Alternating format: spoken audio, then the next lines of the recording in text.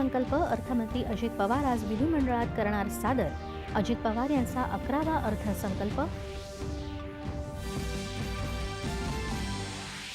शेतकऱ्यांना होणाऱ्या पिकांच्या नुकसान भरपाईसाठी राज्यात ई-पीक पाहणीची काटेकोर अंमलबजावणी करण्याचं मुख्यमंत्री देवेंद्र फडणवीस यांचं विधानसभेत आश्वासन. कांद्यावरचं 20% निर्यात शुल्क कमी करण्याबद्दल मुख्यमंत्र्यांच्या अध्यक्षतेखाली समिती स्थापन करून केंद्र सरकारकडे पाठपुरावा करणार. उपमुख्यमंत्री एकनाथ शिंदे यांची विधानसभेत माहिती. भारत आणि युरोपीय संघ यांच्यातल्या प्रस्तावित मुक्त व्यापार करारासाठीच्या 10व्या फेरीतला संवाद आजपासून ब्रुसेल्स इथं. कॅनडामध्ये सत्तांतर, मार्क कार्नी होणार कॅनडाचे नवीन पंतप्रधान.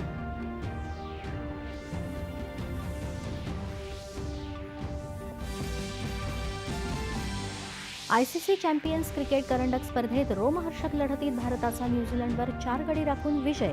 संपूर्ण स्पर्धेत अपराजित राहत भारतानं जिंकला चॅम्पियन्स चषक. आणि राष्ट्रपती द्रौपदी मुर्मू, पंतप्रधान नरेंद्र मोदी आणि संसद आणि राज्य विधिमंडळासह सर्व स्तरातून भारतीय संघावर अभिनंदनाचा वर्षाव. देशभरात जल्लोषाचं वातावरण. नमस्कार.